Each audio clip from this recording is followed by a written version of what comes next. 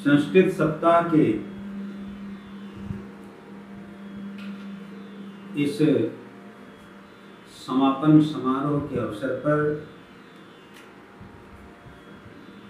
श्री गैरा गुरु संस्कृत महाविद्यालय में आयोजित इस वेबिनार में महाविद्यालय के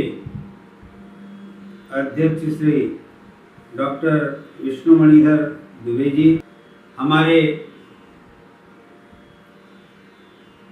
परम आदरणीय ब्रह्मर्षि श्री जगदीश पाठक जी, आज के विशिष्ट अतिथि प्रोफेसर विजय कुमार रक्षित जी, प्रोफेसर राम कुमार मिश्रा जी, प्रोफेसर अशोक प्रधान जी, प्रोफेसर शिवेश्वर उपाध्याय जी तथा समस्त संस्कृत महाविद्यालय परिवार के सदस्यगण एवं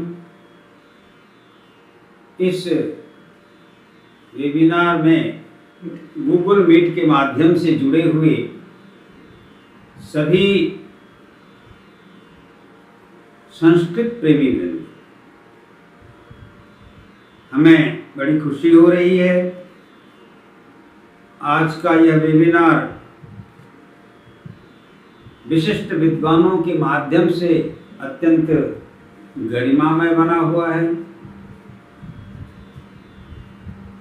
इस बीच हम सब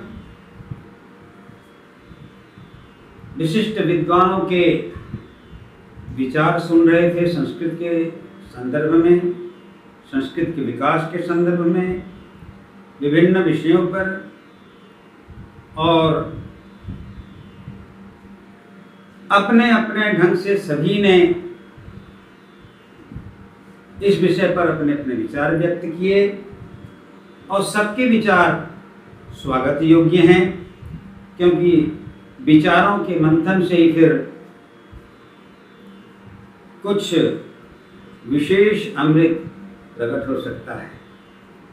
अच्छी बात है कि आज संस्कृत के विषय में सोचा जा रहा है और मैं कल भी केंद्र सरकार को धन्यवाद दिया था, आज भी दे रहा हूँ। और जैसे कि मैंने कल बताया था अपने विचार कि भारतीयता का आधार संस्कृत, संस्कृति और संस्कार, ये जो लोगों में धारणा है कि संस्कृत कभी लोक भाषा नहीं रही, ये भाषा आजकल के भाषाविदों में हो सकता है उनके अपने अनुसंधान के आधार पर उन्होंने रखा हो, लेकिन जैसे कि अभी कुछ समय पहले बता रहे थे उपाध्याय जी, संस्कृत को पहले समझना होगा और भाषा और संस्कृत इन दोनों को भी अच्छे ढंग से समझना होगा। देखिए, भाषा संसार में सभी जीवंत प्राणियों की अपनी अपनी भाषा होती है। उनमें से समस्त प्राणियों में से मनुष्य को श्रेष्ठ कहा गया। मनुष्य की अपनी भाषा होती है और मनुष्यों में भौगोलिक दृष्टिकोण से संसार में जहां जहां भी मनुष्य हैं, अपने अपने देश काल परिस्थिति के अनुरूप भौगोलिक उनमें विभिन्नताएं हैं और हर जगह मनुष्य ने अपने अंदर के विचारों को, भावों को अभिव्यक्त करने के लिए ही भाषा का विकास किया है। इसीलिए संसार में आज नहीं, जब से मनुष्य पैदा हुआ है तब से हजारों लाखों की संख्या में बोलियां हैं और जब वह वाणी के माध्यम से व्यक्त होती हैं तो भाषा बनती हैं और वही भाषाएं अपने अपने ढंग से, अपने अपने अनुरूप में सारी दुनिया में परिष्कृत हुई हैं, क्योंकि भाषा शुद्ध होती है व्याकरण से। लेकिन हम जिस भाषा की आज बात कर रहे हैं, संस्कृत की, इसका नाम ही है संस्कृत। ये साधारण भाषा नहीं है। भाषा तब संस्कृत होती है जब वह परिमार्जित हो, परिष्कृत हो, संस्कार युक्त हो, एवं जैसे मैंने कल बोला था अपने विचारों में, जहां बिंदु विसर्ग का भी इधर उधर करना संभव न हो। हमारी इस अभिव्यक्ति, भाषा की इस अभिव्यक्ति के स्थल को हमारे यहाँ परा, पश्यंती, मध्यमा और वैखरी के रूप में स्वीकार किया गया है। बंधुओं, आप जिस भाषा की बात कर रहे हैं वो वैखरी है। तो हमारा जो ध्वनि शास्त्र है, ध्वनि विज्ञान है, ये वर्तमान के भाषाविदों की पहुंच से मैं समझता हूं बहुत आगे की चीज है। इसलिए जब हम किसी भी भाषा पर चर्चा करें तो उस भाषा की गहराई को समझने के लिए केवल काव्य शास्त्र और सामान्य सामाजिक परिस्थितियां एवं जीविका तथा राजनीतिक, अर्थनैतिक परिस्थितियों तक ही सीमित न है। मेरा यह कहने का उद्देश्य ये नहीं है कि मैं आप लोगों के विचारों का किसी तरह से खंडन या मंडन कर रहा हूं।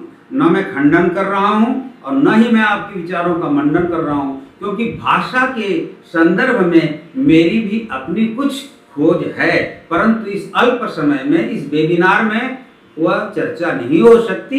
इसलिए मैं आज केवल इतना कह दूं, आपको बता दूं कि संस्कृत मतलब भाषा परिष्कृत हुई। ये जो संस्कृत है, जैसे अभी उपाध्याय जी बता रहे थे, ऋग्वेद का काल, ऋग्वेद के काल से लेकर अब तक संस्कृत अपनी अलग अलग विधाओं में समाज में व्याप्त है। और मेरा पूर्ण विश्वास है संस्कृत एक अमृत भाषा है, इसीलिए इसको देव भाषा कहते हैं। लेकिन दुर्भाग्य से आज संस्कृत को तथाकथित आधुनिक विद्वान डेड लैंग्वेज बोलते हैं, मृत भाषा बोलते हैं। मैं आज के उन विद्वानों से पूछना चाहूंगा, क्या उन्हें मृत और अमृत दोनों शब्दों का तात्पर्य मालूम है? संस्कृत डेड लैंग्वेज कैसे हुआ, मृत कैसे हुआ? ये ठीक है कि आज की भाषा सारी दुनिया में अंतर्राष्ट्रीय स्तर पर अंग्रेजी को मानी गई है, और अंग्रेजी आज सबसे बड़ा माध्यम है वैज्ञानिक से लेकर के भावनात्मक आदान प्रदान और व्यावसायिक व्यवस्था पर्यंत। परंतु इसका अर्थ यह नहीं है कि अंग्रेजी संस्कृत भाषा है। मैं अंग्रेजी का विरोधी नहीं हूं, लेकिन मैं महत्व देता हूं मातृभूमि को, मातृभाषा को, क्योंकि मातृभूमि और मातृभाषा के प्रति जिनका स्वाभिमान नहीं रहता, उनका अस्तित्व अधिक दिन तक चलता नहीं है। मैं इस संदर्भ में ये कहना चाहता हूं कि संस्कृत वैदिक भाषा संस्कृत का अलग है। संस्कृत में वेद के भी सारे मंत्र ब्राह्मण वेदनामधेयम, मंत्र और ब्राह्मणों का समुच्चय ही वेद है, जिसको मंत्र दृष्टा ऋषियों ने देखा।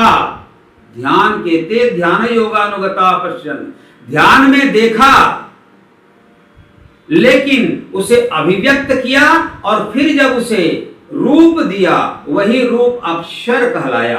अक्षर शब्द का मतलब ब्रह्म भी होता है और अक्षर शब्द का मतलब लिपि भी होती है। मेरा ये कहने का तात्पर्य है कि हम इस उहापोह में न रहें कि हमारी संस्कृत की आज की स्थिति क्या है। आज की स्थिति तक लाने के लिए संस्कृत में कारण कौन कौन है? इन कारणों को जब तक आप नहीं जानेंगे, आप जितने भी वेबिनार कर लें, सेमिनार कर लें, कुछ भी कर लें, संरक्षण और संवर्धन नहीं कर पाएंगे। वैसे हमारी भी इसमें बड़ी सारी कमियां हैं। तो मैं पहले बता दूं, संस्कृत का वैदिक स्वरूप अलग है, आज का लौकिक स्वरूप अलग है, और उन दोनों के बीच में पाली एवं प्राकृत में जो बौद्ध ग्रंथ इत्यादि हैं, उनका स्वरूप भी अलग है। वैदिक से लौकिक में आने पर आपने, कल मैंने सुना, आपने सबने पढ़ा है, जाना है, वाल्मीकि जी के मुख से पहले लौकिक संस्कृत में एक छंद प्रकट हुआ, अनुष्टुप छंद। अनुष्टुप वैदिक छंद है। अनुष्टुप, त्रिष्टुप, जगति, बृहति, ये सब वैदिक छंद हैं। लेकिन अनुष्टुप छंद में पहले जब मां निषाद प्रतिष्ठान तो मगमः शाश्वती समाम यत्क्रौंच मिथुनादेकम अवधि काम मोहितम, ये श्लोक निकला। तत्काल नारद जी पहुंचे और उसके बाद की कहानी आप सबको मालूम है, वाल्मीकि रामायण पर आप जाके देख सकते हैं, प्रथम सर्ग में ही आपको सब कुछ मिल जाएगा उसका। दूसरी चीज आपको मालूम है बंधुओं, दुनिया में साहित्य लेखन की विधा भारत में पैदा हुई है। और शायद आपको मालूम भी होगा कि दुनिया में सर्वप्रथम उपन्यास संस्कृत भाषा में लिखी गई है। दुनिया में जब लोगों को लिखने का ज्ञान नहीं था, ये बेबीलोन सभ्यता, ये अमुक सभ्यता, ये मिस्र सभ्यता, ये बातें चलती हैं, ये इतिहास की बातें हैं। और मैं वर्तमान भारतीय इतिहास के लिखने वालों को और वर्तमान इतिहास के स्वरूप को लेकर कोई यहाँ चर्चा या विवादित विषय नहीं कहना चाहूंगा, लेकिन मैं आज के इतिहास के अनेक पक्षों से स्वयं असहमत हूं। इसलिए असहमत मैं अपने आप को कह रहा हूं कि मैं भी इतिहास पढ़ा हूं और पढ़ता हूं। हम निश्चित रूप से सन्यासी हैं, वेद, वेदांत, गीता, पुराण, रामायण, भागवत इसका प्रवचन करते हैं, लेकिन मैं एक ऐसा सन्यासी हूं कि मैं इन सब विषयों को पढ़ता हूं। इसीलिए मैं कह रहा हूं कि सभ्यताएं भले ही कुछ कैसी हुई हों, लेकिन आप इन बातों को अवश्य स्वीकारें। अपनी मातृभाषा रही है संस्कृत, भाषा संस्कृत हुई है, तब की बात कर रहा हूं मैं। गिरी और वनवास इत्यादि के, गिरी, वनवासी, आदिवासी, ये शब्द, वनवासी शब्द प्राचीन है, आदिवासी शब्द आज का है।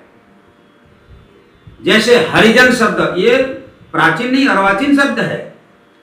ऐसे ही अनेक चीजें यहां बनी हैं। तो मेरा कहने का तात्पर्य ये है, मैं ये बोल रहा था आपको कि दुनिया में जब लिखने की विधा किसी को मालूम नहीं थी, उस समय संस्कृत में सर्वप्रथम उपन्यास लिखा गया और वह उपन्यास कादंबरी श्री हर्ष ने लिखा है। तो इसका मतलब ये नहीं है कि संस्कृत बहुत प्राचीन नहीं, संस्कृत प्राचीन भाषा है। मैं आपको बताऊं, कादंबरी में ही बाणभट्ट ने अपने वंश परिचय देते हुए लिखा है कि हमारे दादा परदादा लोग ऐसे थे कि हमारे घर में जो ब्रह्मचारी आकर पढ़ते थे, जगुर्गृहेभ्यस्त समस्त वाङ्मयी ससारिकै पिंजरवर्तिभिः सुखै निगृह्यमाणा बटवः पदे पदे यजुं शिशामानि च यस्य संकिता। माने उनके घर में बटु विप्र लोग जब पढ़ते थे, ब्रह्मचारी पढ़ते थे, उनको शंका में रहते थे कि कहीं हमें इस घर के सुआ और सारी कहीं टोक न दे। तोते तक संस्कृत बोलते थे। तो ये मेरा कहने का मतलब, तोता संस्कृत भाषी नहीं है, हमारा अभ्यास इतना था। लोक भाषा के रूप में संस्कृत प्रचार नहीं था, ये बात अलग है। लोक भाषा से हमारा तात्पर्य क्या है? सभ्यताएं अलग अलग होती हैं और निश्चित रूप से सभ्यताओं के अनुसार जब भाषा को राजकीय पृष्ठपोषकता मिलती है, तभी भाषा का संरक्षण, संवर्धन एवं विकास होता है। और भाषा हो या संस्कृति हो या धर्म हो या परंपरा हो, आप ये बात अवश्य जानते होंगे कि ये सब राजानुगत होते हैं। अधिकांश मात्रा में राजानुगत अर्थात यथा राजा तथा प्रजा न्याय से राजा अथवा राजकीय व्यवस्था जिस चीज को महत्व दे देती है, उसी व्यवस्था का विकास होता है। और दुर्भाग्य से हमारे यहाँ हजारों वर्षों से हमारी संस्कृति को, हमारे संस्कारों को और हमारी मूल भाषा संस्कृत को विकृत करने का प्रयास किया गया। 1000 साल से जो प्रयास किया गया, उस प्रयास में लोग सफल होते गए। और हम आज जनभाषा क्यों नहीं है? क्योंकि हम उपेक्षा करते हैं संस्कृत को। हम ऐसा हमारे मन में ये भय हो गया है कि संस्कृत कठिन भाषा है और संस्कृत विज्ञान की भाषा नहीं है। दुनिया में बहुत सारे ऐसे देश हैं जो इंग्लिश को स्वीकार नहीं करते, अपनी अपनी भाषा में सब लोग करते हैं। दुनिया में बहुत अधिक लोग ऐसे हैं जो इंग्लिश बिल्कुल नहीं जानते, लेकिन वे अपनी मातृभाषा पर अपना विज्ञान विकसित करते हैं। एक समय ऐसा था जो केवल इंग्लिश एबीसीडी के माध्यम से ही आप कंप्यूटर में सब कुछ करते थे। आज विज्ञान विकसित हुआ, आज हिंदी में, तमिल में, तेलुगु में, उड़िया में, बंगाली में, सब में आप टाइप कर लेते हैं। आज आप बोलते हैं और कंप्यूटर में वो सब प्रिंट हो जाता है विभिन्न भाषाओं में। ये विकास का क्रम है। विज्ञान तो विकसित होता है, ये भौतिक विज्ञान है।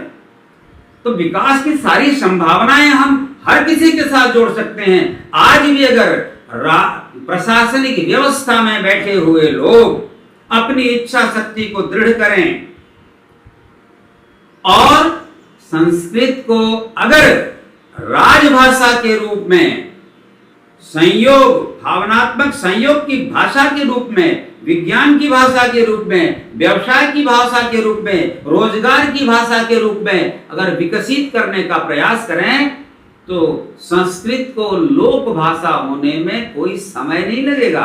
लेकिन संस्कृत भाषा उपेक्षा का शिकार है हमारे पुराने शासकों के कारण। मैं यहाँ कोई राजनीतिक उद्देश्य रखकर या कोई बात नहीं कर रहा हूं, लेकिन आप इतिहास को निरपेक्ष रूप से चिंता करें तो देखेंगे कि कब से हमारे संस्कृति और संस्कार का विनाश करने के लिए लोग आए और उन्होंने अपना किया। आज भी मैं अंग्रेजी भाषा का फिर भी बोल रहा हूं, विरोधी नहीं हूं, लेकिन अंग्रेजी मानसिकता वाले लोग, अंग्रेजी बोलने वाले लोग अपने आप को आज अधिक सभ्य मानते हैं। मैंने टेलीविजन में इसका एडवर्टाइजमेंट देखा है, पेपरों में पढ़ा है। और इंग्लिश मीडियम स्कूल की भरमार क्यों हो रही है? लोगों के दिमाग में मानसिक रूप से ये भरा जा रहा है कि इंग्लिश जो जानता है वो सभ्य है।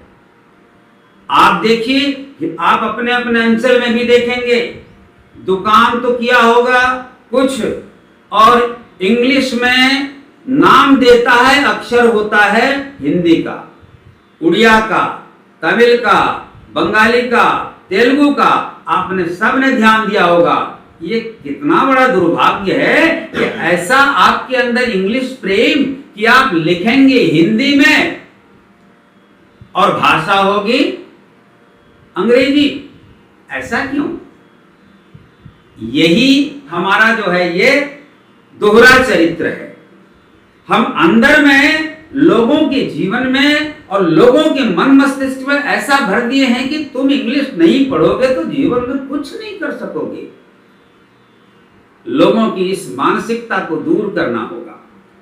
भाषाओं का सभी के प्रति सम्मान हो, सभी भाषाओं का सम्मान हो, लेकिन संस्कृत भाषा के संबंध में कहना चाहूंगा कि अगर हम संस्कृत का विकास चाहते हैं, अपनी सांस्कृतिक विकास चाहते हैं और संस्कार को अगर बरकरार बनाए रखना चाहते हैं तो निश्चित रूप से हमें इधर प्रयास करना होगा। और प्रयास हमारे अकेले के प्रयास से कुछ नहीं होगा जब तक राजकीय प्रयास नहीं होगा।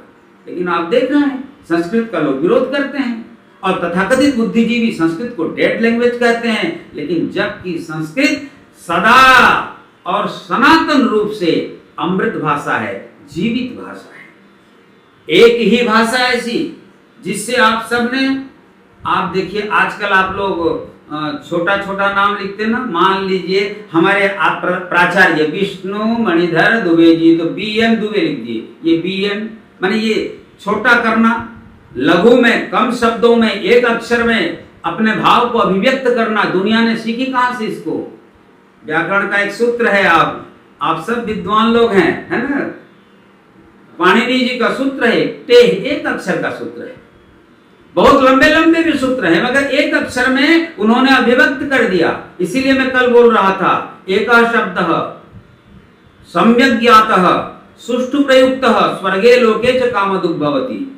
तो मेरा कहने का तात्पर्य है बंधुओं, हम संस्कृत को लेकर के इधर उधर की बातें न सोचें, बल्कि ये जाने, आज भी आप सोचिए, उपमा कालिदासस्य भारवेरर्थ गौरवम दंडिनः पदलालित्यम माघे संति त्रयो गुणा अवद्भा भारविर्भाति यावन् माघस्य नोदयः उदिते नैषधे काव्ये को माघ क्वच भारवी।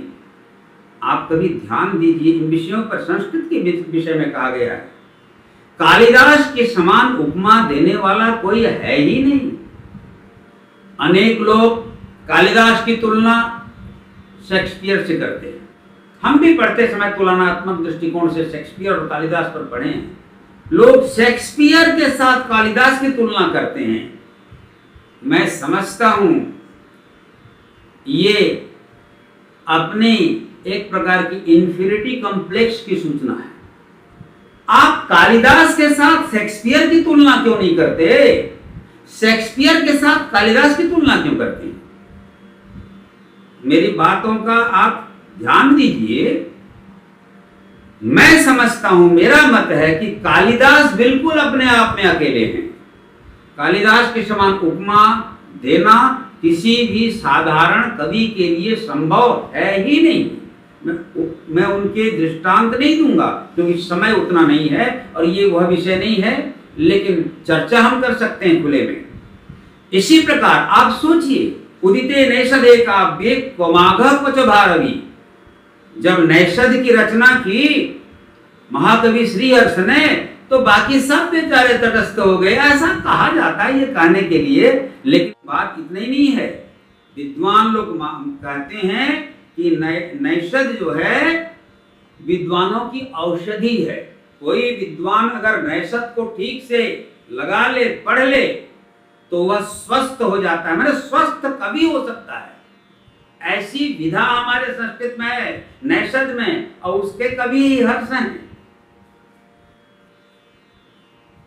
आध्यात्मिक रूप से कहा जाता है विद्यावताम भागवते परीक्षा।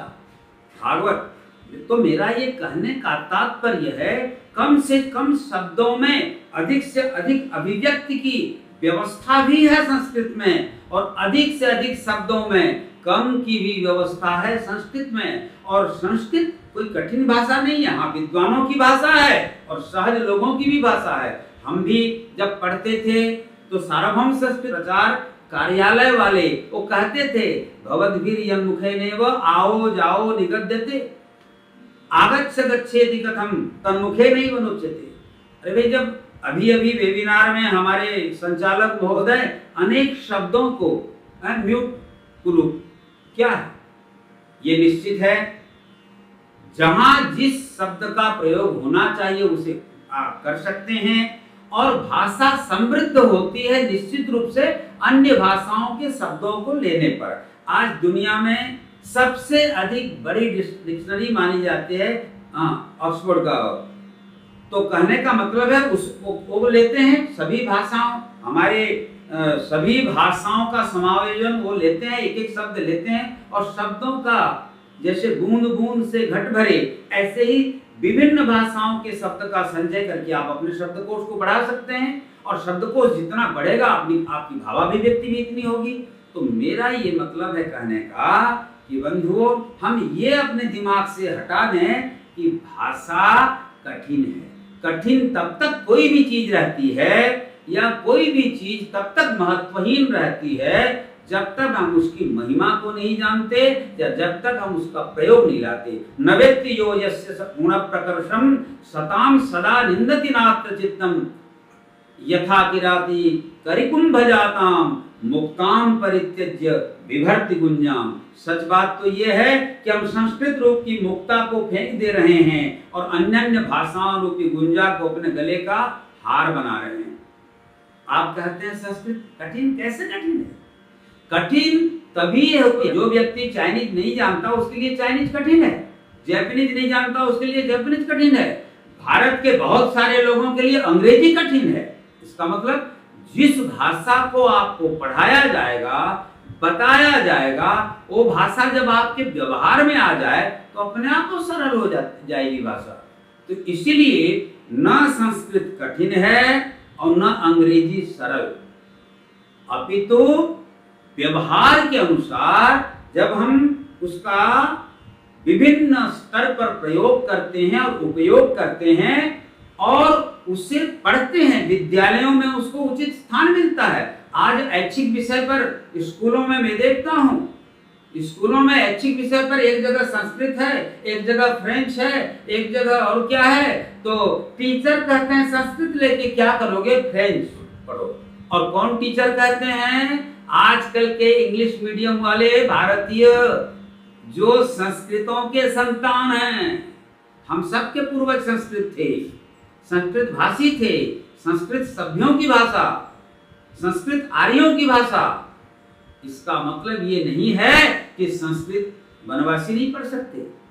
इसीलिए तो हमारे पूज्य रामेश्वर गहिरा गुरु जी ने आदिवासियों वनवासियों को भी संस्कृत सहज हो ये विद्यालय खोला आपका समरवार में। और हमारे विद्वान लोगों को शायद नहीं पता, ये सन्यासी भी वहां कुछ दिन रहा है और पढ़ा है। तो गहिरा गुरु जी ने कितना बड़ा कार्य किया, किसके लिए किया, भारतीय संस्कृति की सुरक्षा के लिए, भारत में असंस्कार को संस्कृत बनाने के लिए। आप गहिरा गुरु जी की जीवनी को पढ़िए। वो स्वयं संस्कृत के विद्वान नहीं थे, लेकिन उन्होंने जो किया है संस्कार का कार्य, वो किसी भी संस्कृत विद्वान के द्वारा किए गए कार्य से भी अत्यधिक श्लाघ्य है, स्तुत्य है, नमस्य है, प्रणम्य। तो बंधुओं, संस्कृत ही एक ऐसी भाषा है जहां आप कम शब्दों में और कम में, आपको छोटा सा एक दो उदाहरण दे दूं, मैं समय अब नहीं लूंगा क्योंकि ये वेबिनार है। एक ही धारा में, एक ही श्लोक में, एक ही प्रार्थना में आप देखिए 8 विभक्तियों का प्रयोग कर सकते हैं। कितना सुंदर है। उदाहरण लीजिए, रामो राजमणि सदा विजयते, रामम रमेशम भजे, रामेणाभिहता निशाचर चमु, रामाय तस्मै नमः, रामान्नास्ति परायणं परतरं, रामस्य दासोऽस्म्यहं, रामे चित्तलयः सदा भवतु मे, हो राम मामुद्धर। एक ही श्लोक में 8 विभक्तियां आ गई। मुझे बताइए कोई एक ऐसी भाषा, आप जिन 6 समासों को बचपन में पढ़े होंगे, उन 6 समासों के बारे में एक ही श्लोक में उक्त है। द्वंद्व द्विगुरपि चाहम मद्गेहे नित्यमव्ययी भावः तत्पुरुष कर्मधारय येनाहं स्याम बहुप्रिय। कितनी छोटी सी बात है, व्यंजनात्मक है, व्यंग्यात्मक रूप में इसको कहा गया है, लेकिन कितनी बढ़िया बात है। एक श्लोक, द्वंद्व हम केवल 2 ही हैं, पति और पत्नी। द्विगु, हमारे यहाँ 2 गाय हैं या 2 बैल हैं। द्विगुरपि चाहम, और मद्गेहे, भाई हमारे घर में, मेरे घर में नित्यम अव्ययी भाव, व्यय करने के लिए, खर्चा करने कुछ नहीं रहता। हमारे यहाँ खर्चा करने का कोई साधन नहीं है। इसलिए तत्पुरुष, इसलिए हे महाशय, कर्म धारय, कुछ ऐसा करिए, ये ना हम श्याम बहुत प्रिय, जिससे हम धनवान बन जाए। वाक्य कुछ, अर्थ कुछ और है, लेकिन देखिए इसमें कैसी सुंदर अभिव्यक्ति है। तो मेरा कहने का मतलब है, देखिए संस्कृत एक ऐसी भाषा है मेरे बंधुओं, आप सब का सुनकर मुझे आज बड़ा अच्छा लग रहा है कि आप सब संस्कृत के लिए, संस्कृत को जनभाषा बनाने के लिए अपने अपने भावना व्यक्त कर रहे हैं। वैसे आप भी कुछ नहीं कर सकते, मैं भी कुछ नहीं कर सकता, जब तक कि केंद्र सरकार, राज्य सरकारें संस्कृत को बढ़ावा नहीं देंगी। और याद रहे, जब तक संस्कृत को बढ़ावा नहीं देंगे सरकारें, भारत सरकारें, भारत विश्वगुरु नहीं बन सकता। मैं आज भी बोल रहा हूँ, क्योंकि भारत को विश्वगुरु बनना है तो संस्कृत, संस्कृति और संस्कार की सुरक्षा करनी ही होगी, नहीं तो मानवता सुरक्षित नहीं होगी, मानवता का विकास नहीं होगा। यही कारण है, देखो आप हमारे संस्कृत में ही ऐसा है, ओम द्यौ शांति। आज परिवेश की चर्चा कर रहे हैं आप, परिवेश की शांति, पर्यावरण की रक्षा, ग्लोबल वार्मिंग की चिंता। आज से हजारों साल पहले हमारे यहाँ वनस्पति पूजा, जल पूजा, वायु पूजा, पृथ्वी पूजा, व्यक्ति पूजा, पशु पूजा, ये पूजा क्या है? ये पूजा कोई अंधविश्वास नहीं है। अब इसके पीछे निहित तत्वार्थ को समझिए, शब्दार्थ को मत जाइए। और दुर्भाग्य से आज, अब क्या कहूं मैं, जो लोग हमारे भारत में शासन कर रहे हैं, करने की इच्छा रखते हैं, जो कर चुके हैं, इन सबों ने मिलकर कुछ ऐसा किया कि तत्वार्थ हमारा चला गया, लक्ष्यार्थ हम भूल गए और शब्दार्थ को पकड़कर बैठ गए, जो आज भारत की राजनीतिक समस्या का कारण बनी हुई है, आज आर्थिक अर्थनैतिक समस्या का कारण बनी हुई है, आज चारित्रिक समस्या का कारण बनी हुई है। कि क्या है? केवल शब्दार्थ को पकड़ लेने से। जबकि हमारे ऋषि मुनियों ने, हम सब भी यही कहते हैं कि हे मेरे मित्र, केवल शब्दार्थ को, शब्द के अर्थ को मत पकड़ो, अब उसके तत्वार्थ को भी समझो, लक्ष्यार्थ को भी समझो, तब जाकर के आप अपने लक्ष्य तक सही सही पहुंच पाओगे। बंधुओं, संस्कृत के लक्ष्यार्थ को हम नहीं पकड़ पाए, तत्वार्थ को हम समझ नहीं पाए, इसीलिए हम भी उससे उदासीन हो गए। और किसी भी वस्तु से आप उदासीन हो जाते हैं तो उसमें धूल जम जाएगी, बेकार हो जाएगी। जिस पर आप अधिक ध्यान देंगे उसकी सुरक्षा होगी। तो मेरा कहने का तात्पर्य यह है कि हमारे ऋषियों ने केवल एकमात्र इसी भाषा में ही ओम द्यौः शांति, अंतरिक्ष शांति, पृथ्वी शांति, यापर शांति, जिस शांति की आज सब कामना कर रहे हैं, जो अशांति आज अन्य अन्य देशों में देखने को मिल रहा है, ये क्यों? मनोविकृति का परिणाम है ये।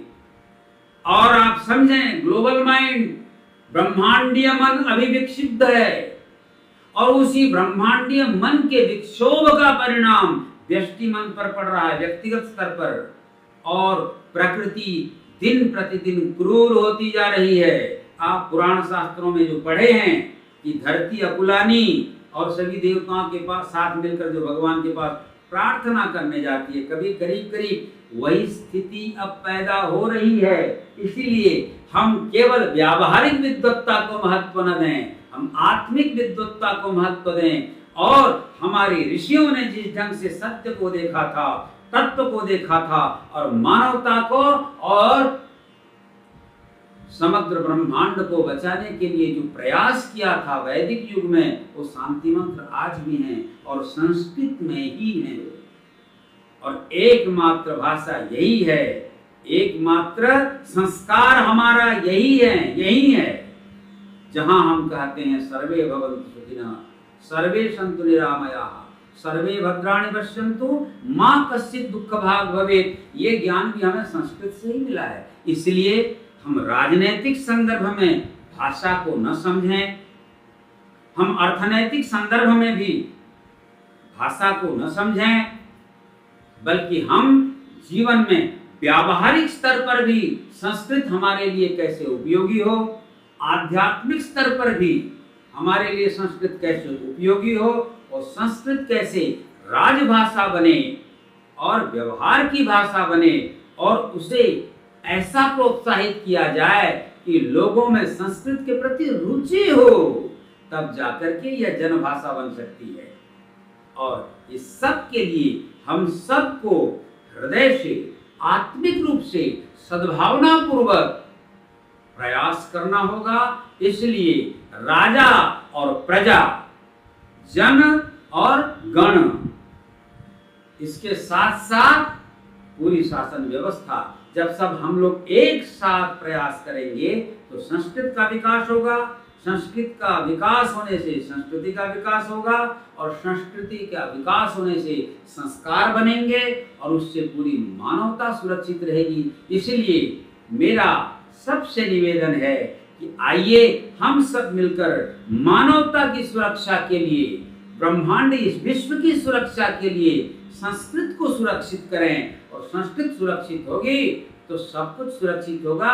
नहीं तो बंधुओं, आपका सारा पैसा यही धरा का धरा रह जाएगा। आप जाएंगे, आपका ज्ञान ध्यान सब कुछ यही पोथी पुस्तक सब रह जाएगा यहाँ।